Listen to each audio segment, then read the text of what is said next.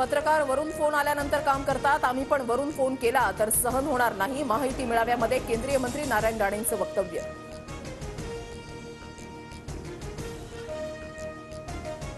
मिलिंद देवरांची काँग्रेसला सोडचिठ्ठी. 10 माजी नगरसेवकांसह शिवसेनेमध्ये पक्षप्रवेश. शिवसेनेच्या माध्यमातून मोदी शहांचे हात बळकट करायचे, देवरांची प्रतिक्रिया. पूर्वीची काँग्रेस आणि आताच्या काँग्रेसमध्ये फरक. मोदींच्या चांगल्या कामाचा काँग्रेसनं कायमच विरोध केला. शिवसेनेतील पक्षप्रवेशानंतर देवरांची काँग्रेसवर टीका. हा पक्षप्रवेश म्हणजे ट्रेलर पिक्चर अभी बाकी है. मिलिंद देवरांच्या पक्षप्रवेशानंतर मुख्यमंत्री शिंदेंचं सूचक वक्तव्य.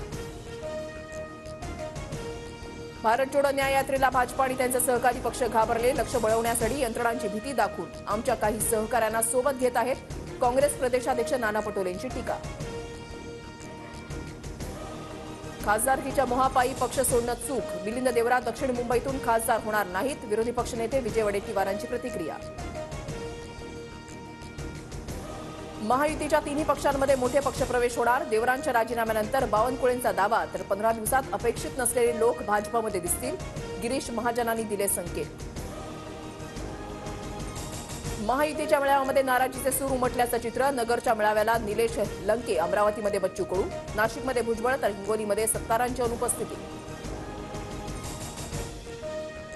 हिंमत असेल तर नवा पक्ष काढा. कुणी दुसऱ्याच्या बापाचा तर कुणी काकाचा पक्ष चोरतो. संजय राऊतांचा शिंदेंसह अजित पवारांवर हल्लाबोल.